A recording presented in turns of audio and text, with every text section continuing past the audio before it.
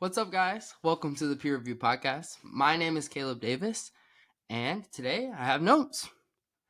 Before I get started, I wanted to just take a moment to show my gratitude for each and every one of you guys who continues to tune in, interact, and engage with our content. It has meant a lot since we started this about 3 months ago. Just continuing on, and everyone's continued support and engagement as a whole. Whether you're one of the people who watches every single episode or who tunes in and every once in a while here and there, I just want it to be known that you are appreciated, all 120 of you guys. And I'm so excited to see kind of where things can go moving forward. When I started this, me and Brett both kind of talked about our personal goals behind running the podcast and how we wanted things to proceed moving forward. And back then, I kind of said my goal was not like it would be nice, to blow up, to have all this engagement, to interact with so many people. But I just appreciate the opportunity to be able to have an outlet where I can talk about sports, and because they're very interesting to me. I love talking about sports. I love rambling. I love going through scenarios, watching gameplay, watching film, all of the above. So this just kind of gives me a platform where I can talk about that stuff freely. Because I know my friends get tired of hearing me go on my tangents, my rants. So this just kind of offers me that platform. And again, I just appreciate all you guys for continuing to tune in and support the show. And I'm excited to see how things improve moving forward. But to start off today, I have 3 topics for you guys. I'm going to start with the Chiefs and their kind of inability to lose close games. I don't know if you've been watching this season, but they have been incredible when it matters most. Then I'm going to touch on the Lions, and I want to talk a little bit about Aiden Hutchinson and the potential of him returning this season. And then I want to close off by shining a little bit of highlight on my Miami Heat. They've struggled this season to start off the season. They've dealt with injuries and things of the sorts, but they're finally starting to get it together and string together a couple wins. So it's been very, very, very exciting for me to see. But to kick things off, the Chiefs, just to, I guess, paint the picture for them, they've played 13 games this season, and they're sitting at a record of 12-1, which is tied with the Lions for the best record in the league. And they've played like one of the best teams in the league, in my opinion.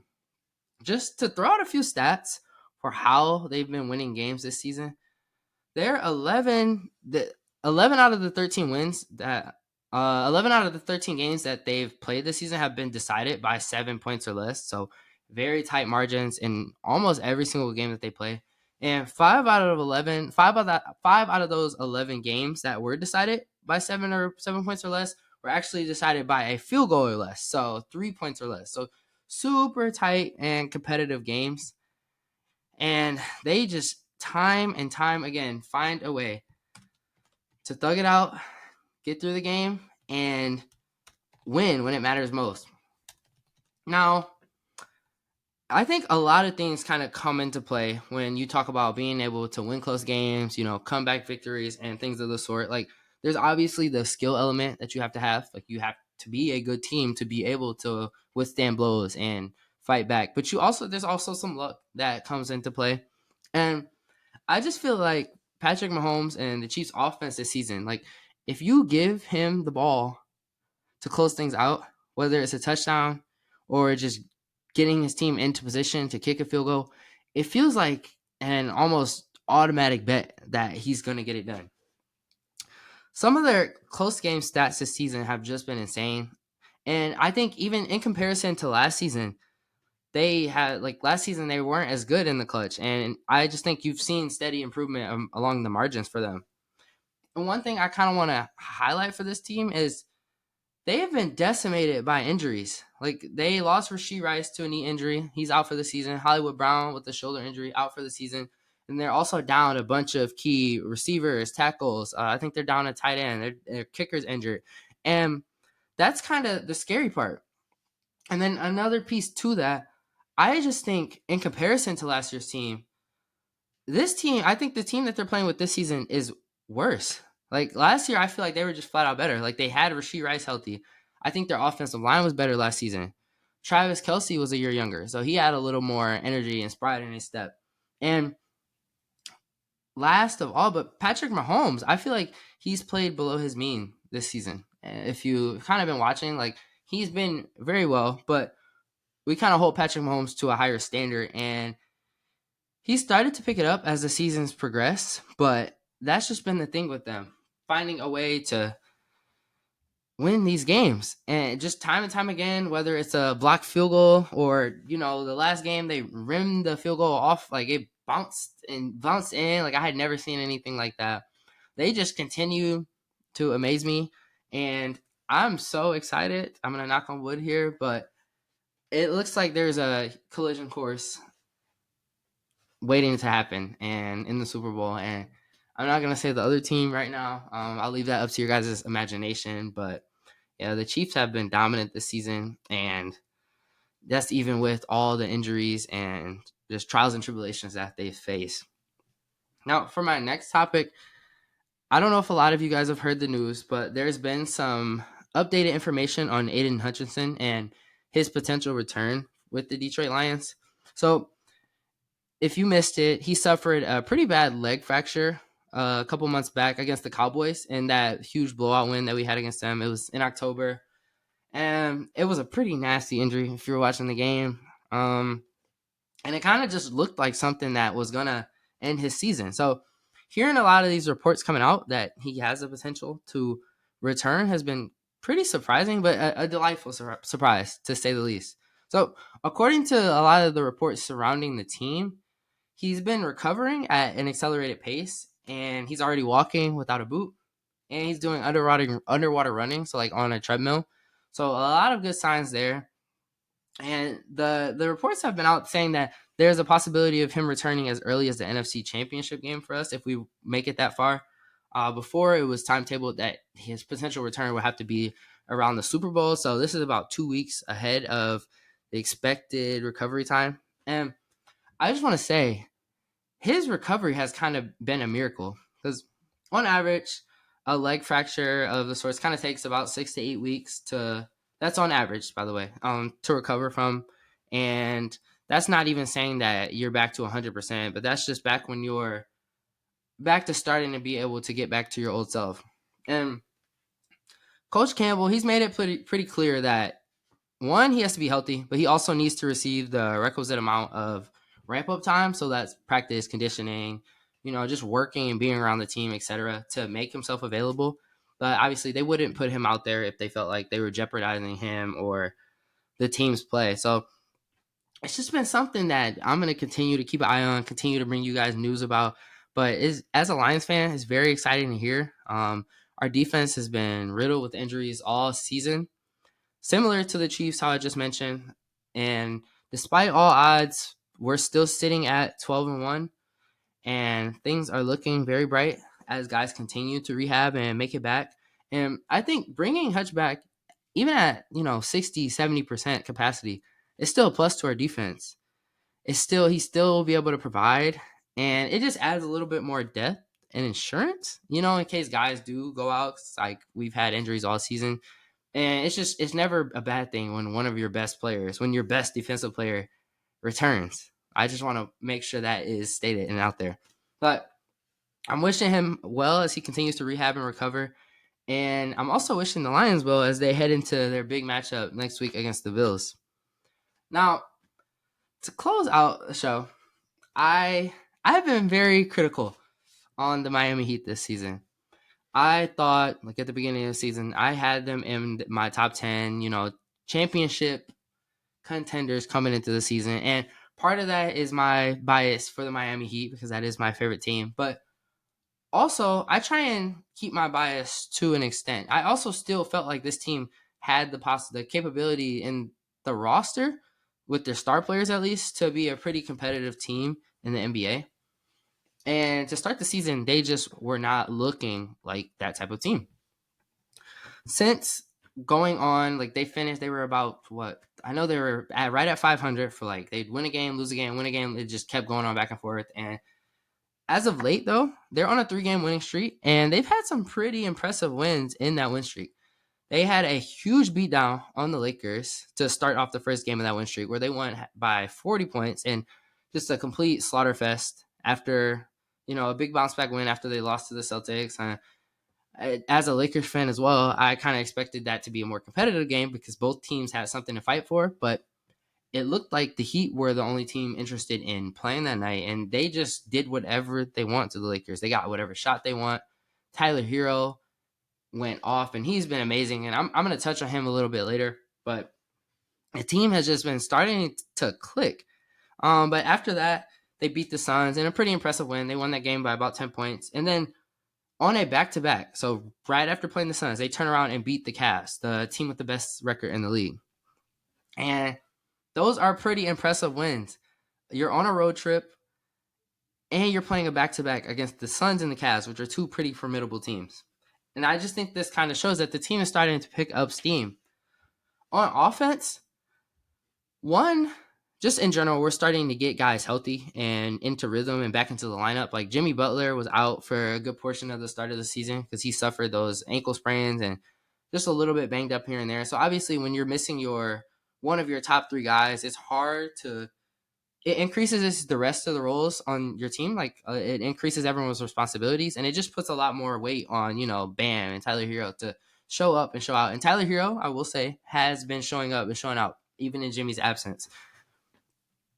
I want to talk about Jimmy, though, because I feel like since he's been back, and I don't know if this has been something that they've talked about and made like an onus about, like we need to make sure the offense is being ran through Jimmy. I don't know if they're trying to increase his trade value because at the time, like he is in a contract year. They didn't sign that extension. I don't know what they're going to try and do as the season progresses. If they keep winning like this, I say you make moves to add to this core, but I just want to kind of throw out his shooting this season because since he's been back from injury, he's just been so damn efficient.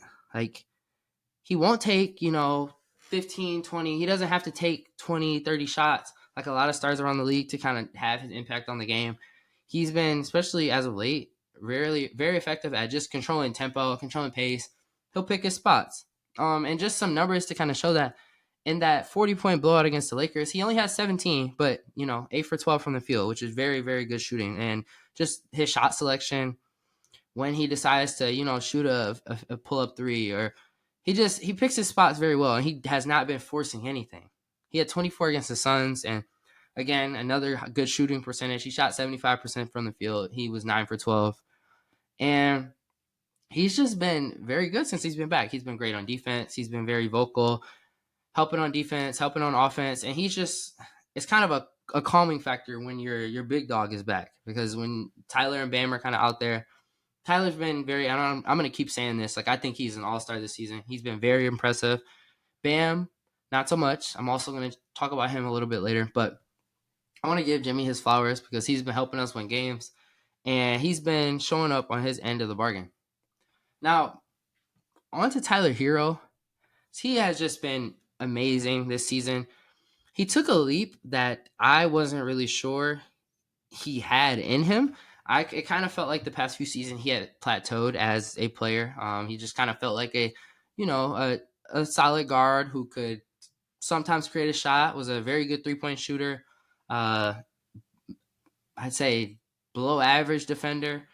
But he's kind of improved on every aspect of his game. I think he's improved as a shooter this season, as a finisher. He's gotten stronger. He's put on weight.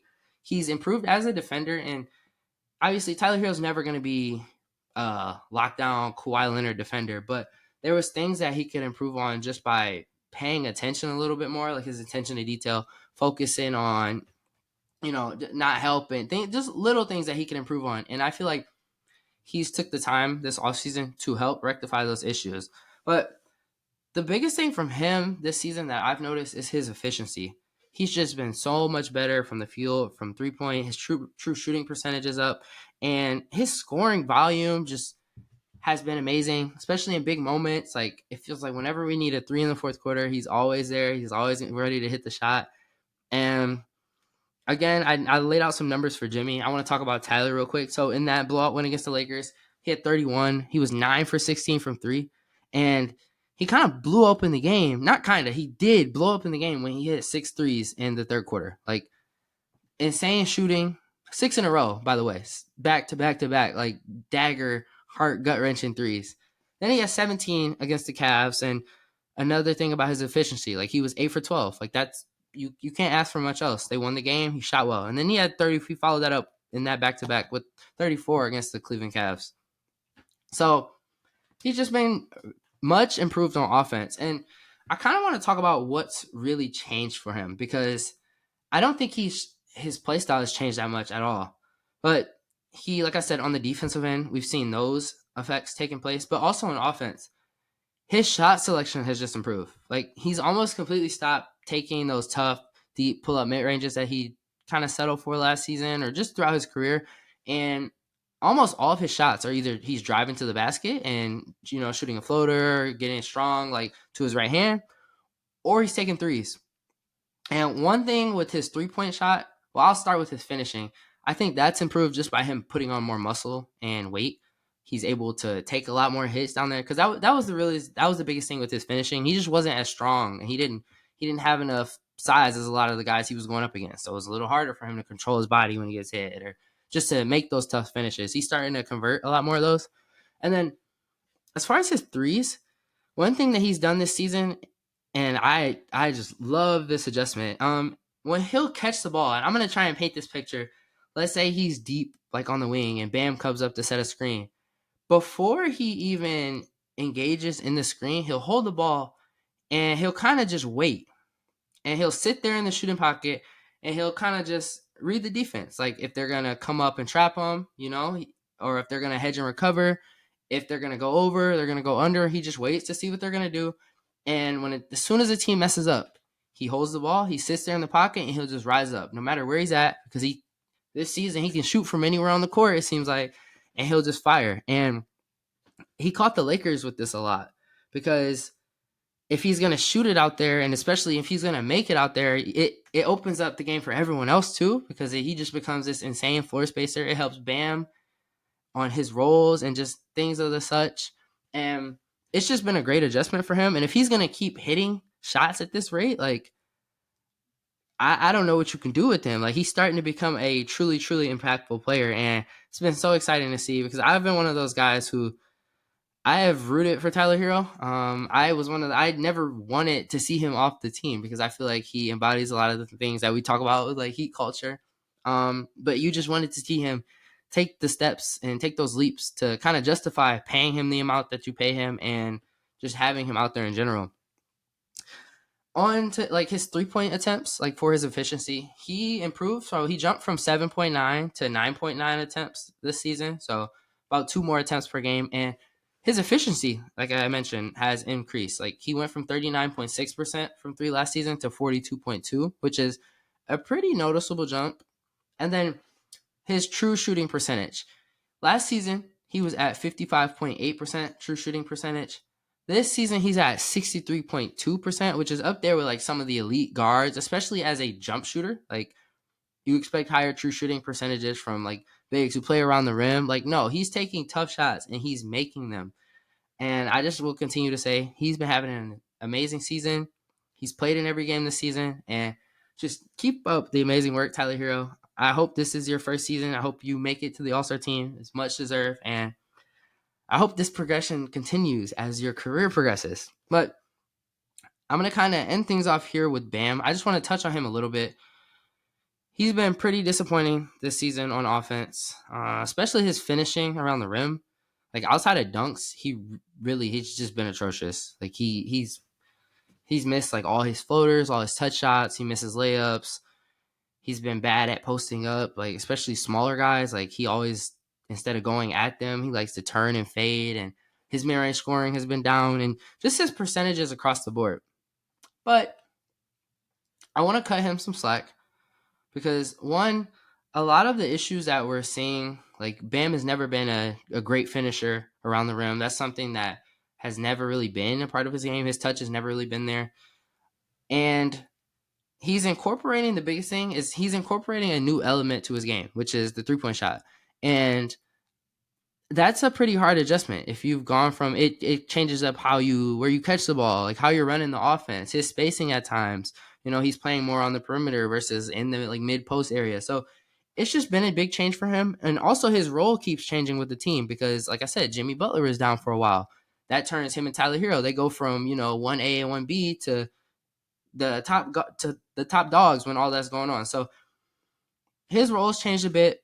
He hasn't been playing very well on offense, but he also has a lot of responsibility with anchoring our defense. Like he's one of our, I'm not sure at the moment, but I know he's top 3 on the team in assists. Like there's been a lot going on for him, so I will cut him some slack. And he's also picked it up as the teams went on this win streak.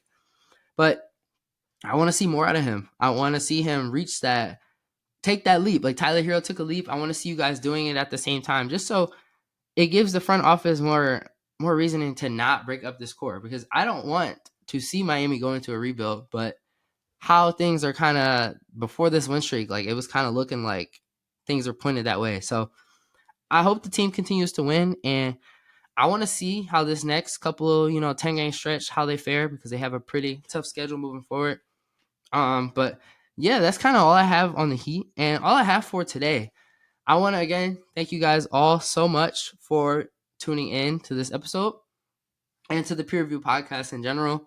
And please make sure to share the podcast please make sure to share the podcast with your friends and family, as well as follow us on X at peerreview_pod and on TikTok at peer review podcast to stay up to date with our latest episodes and releases. And again, this is the peer review podcast signing off.